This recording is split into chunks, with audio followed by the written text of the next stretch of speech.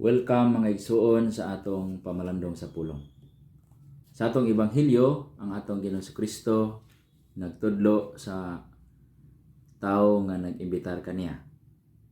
Nag-ingon siya, kung ikaw magkumbira ayaw dapita ang imong mga higala o ang imong mga igsuon o ang imong mga paryente o ang mga dato mong mga silingan, kay sila mobalos pagdapit kanimo ug ingon ini ikaw hibaslan sa imong gibuhat. Kung magkumbira ka, mao'y dapita ang mga kabos, ang mga bakol, ang mga piang, ang mga buta, ug mabulahan ka, kay dili man sila makabalos kanimo. Baslan kara sa Dios inig kabanhaw sa mga matarong. Matod pa sa scholar sa Biblia nga si Carol Sturmiller, kini siya mga igsuon nga ebanghelyo nato usa ni sa mga example nga mamahimo gayud natong sundon literally.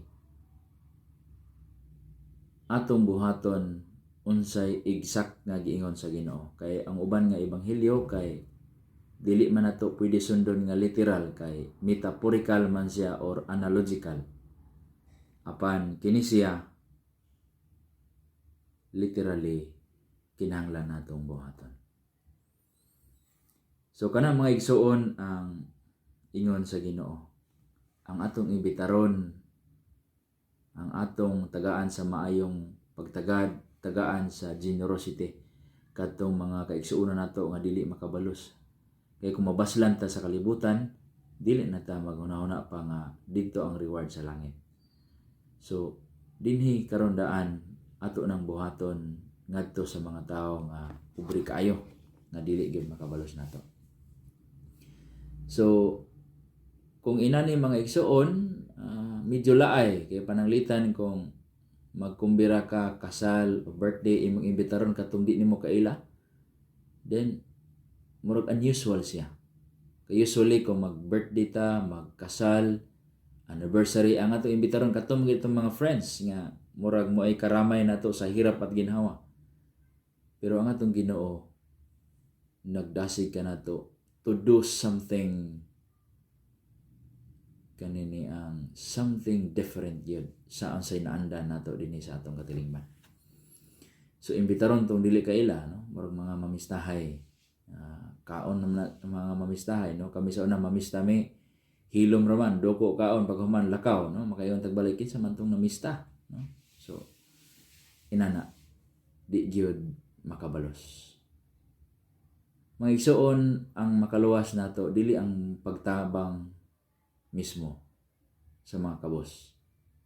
Ang makaluwas ka nato mao ang pagtabang ni Jesucristo, pag-alagad ni Jesucristo nga anaa sa mga kabos natong mga igsuon.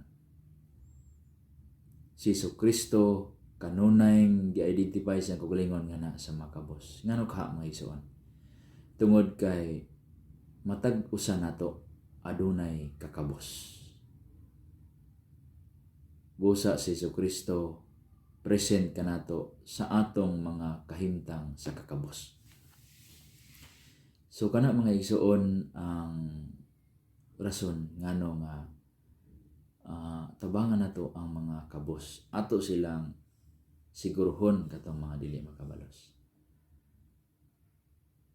So ingon ana mga igsuon, unya importante ni sa kinabuhing Kristiyanos kanang dili tahangol. Si San Pablo sa atong unang pagbasa giingnan niya ang mga tao sa Pilipos, ayaw kamo pagbuhat bisag unsa gumikan sa hinakog nga tuyo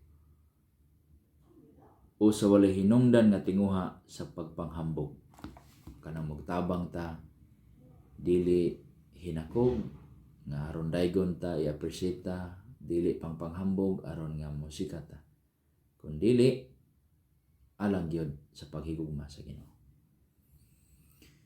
So praktisan nato may igsuon ugma All Saints Day o niya All Souls Day, no, naman tay biko, naman tay sikwate, sulay imong silingan ug hatag kadtong dili makabalos nimo. Imbitara sa imong lamisa kadtong mga wala giilaha Nagamention din ni San Lucas, mga pobre, mga piang, mga bakol, buta, meaning mga destitute, beggars. Kana mo'y ato ang sigurohon. Praktisan nato may isuon ning adlaw sa mga santos ug adlaw sa ato mga hinigugma nga matay. Dagan dinhi karon manggawas nato maigsuon nga mga kabos. Kung dato ka, buhata ang pagpakaon nila. Ayaw nag-imbitara ang imuhang mga kauban sa negosyo, ang imuhang mga kasusyo, ang imuhang mga kadula sa tinis, ang imuhang mga suod nga mga kauban sa organisasyon sa trabahoan. Tungkay maimbitar makanilang balik.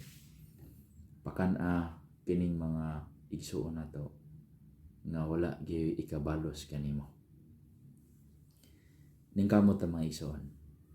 We do it for the Lord, not for ourselves. Because we love the Lord. God bless you. Daghang salamat mga igsoon sa inyong pagtan-aw. If you find this video helpful sa inyong faith life, please subscribe to my YouTube channel. And please don't forget to hit the notification bell for future videos. God bless you.